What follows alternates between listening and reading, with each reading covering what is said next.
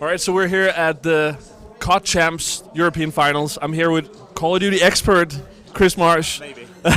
Also from Deserto and EGL. Actually, just give me your official titles.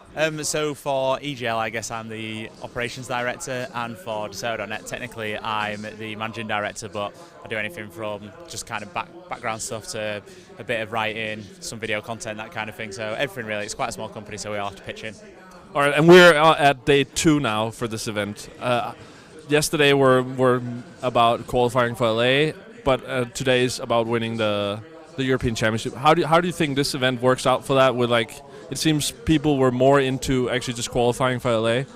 So for some teams, obviously the priority is just kind of get to LA, and then once that's done, it's like anything else is kind of a bonus. Whereas for the bigger teams, for the likes of TCM, for the likes of Epsilon, the first bit was a formality, whereas now it's kind of, this is the real thing to prove that you're the best team in Europe, and to kind of send a message to the Americans that we can mix it up with the best of them.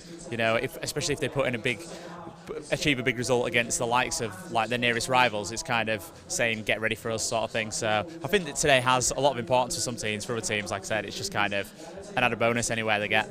Do you see the teams like Epsilon and TCM have a chance in the US for the World Championship? I'd like to think that on the day, both teams could mix it with the best of them.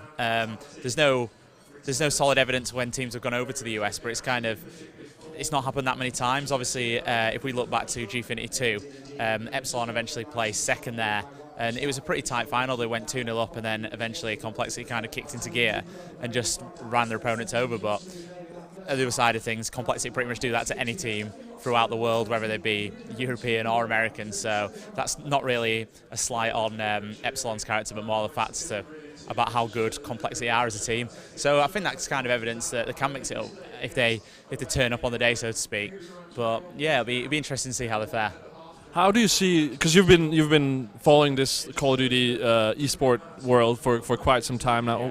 Where is the scene now compared to some years ago?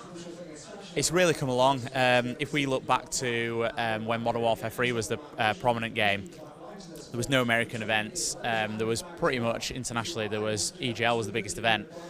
Since then, MLG have got involved. The Call of Duty Championships has been introduced as a regular event, and it's just kind of skyrocketed. We have the likes of Nadeshot who are bringing people in from a more casual audience, but beyond him, there's people in Europe like Gataga who have a huge following. There's former Spanish players like Stax who have got stacks of subscribers on YouTube, and they kind of help bridge the gap between the more casual community and the actual professional community. So it's really come on in leaps and bounds. I think a few years ago this kind of audience just wouldn't really exist. It was the people in the audience were just players who'd been knocked out of a tournament who were just sticking around because there wasn't a lot else to do. Whereas now there's people here who are passionate about it and they want to support their team and see them win. Do you think that will continue in the coming years? I'd love to see that happen. I mean, it's hard to say. I've been to, in my time, I've been to I think about 100 events now, and some of them, probably the ones that stick in my mind are WCG in China and ESWC recently in Paris. And both events, they just had amazing crowds, up to about 4,000 fans, and just really getting into it. I'm quite a big football fan, and you can't really.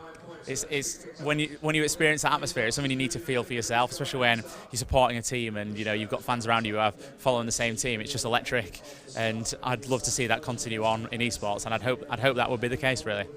So I hear from a lot of players that there were some problems with Ghost in the esport version of it. There were some features missing. Do you think that's hurting the sport now, or do you see that will come around? I think that could. The thing is, I think some people expect the game to be perfect out of the box, but for me, I'm realistic about things. When it comes down to it, esports is only a small facet of what Activision and the developers have to cater for. So ultimately, it's kind of a thing of get what you're given sort of thing. The fact that they're even putting on this event is great, and it's a bonus really. And I think that's how it needs to be viewed. It's never going to be perfectly catered for the esports audience, and I think Activision, there's a lot of. They pander a lot to the community, but ultimately they can't put a mass focus on it because it's just unrealistic, because that they're pleasing a very minority when there's so many other aspects of the game that they've got to polish to get right for the the core audience who enjoy the game as well. All right, so now it's the time we're going to see how big of an expert you are. Who's going to win today, and who's going to win the championship in LA? I think that Epsilon are going to win today. I don't know if I have a bit of bias. I'm very good friends with Calm Swan, for example. Tommy has for a long time been regarded as possibly the best player in Europe. Jerd kind of held that mantle for last year for some time. Obviously on TCM there's the likes of Madcat, Gunshoe is probably the best ever European player, so they're a very formidable lineup as well. But I think maybe because I'm a bit biased, I'm going to say Epsilon are going to win. Speaking to a lot of the other pros, they seem to agree with that sentiment. And then come LA, I guess you'd be foolish not to go with complexity, really. Obviously, you've kind of got into the scene a little bit, and we've both discussed that, and you obviously have seen how good complexity are. It's been about since they kind of shot to fame during MLG Anaheim, they've only dropped one tournament when they fell to Unite, and that team is playing under Curse LV at the moment. But the gulf between the teams has kind of grown.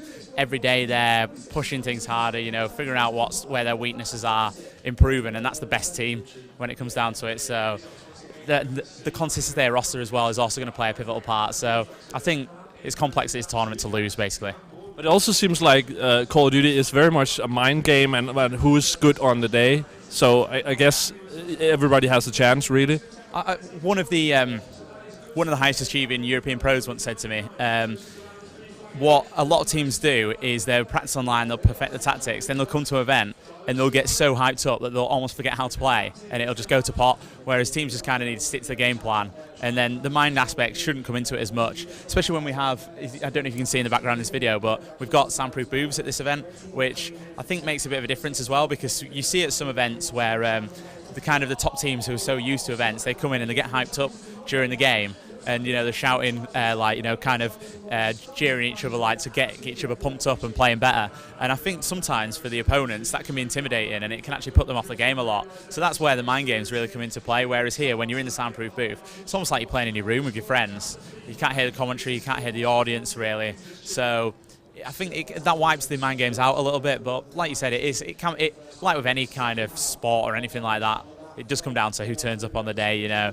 who feels like their shot's on point and things like that. So that definitely plays a part. But really, it should be the team that is the best drilled, who combines the best individuals with the best teamwork that will win eventually. And that's probably why Complexity have been so consistent over recent months.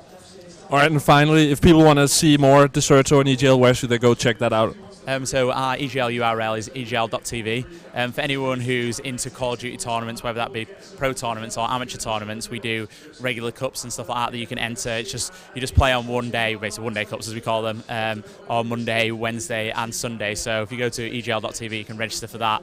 We have a lot of interest in there. They're the biggest one-day cup tournaments in the world that are regularly run. And our Deserto URL is deserto.net, or if you're French, it's deserto.fr. And there you'll find the most up-to-date news on teams, articles from experts and that kind of thing. And of course, you can interact with the community, interact with the pros, so it's really the place to be for Call of Duty. All right, thanks for your time.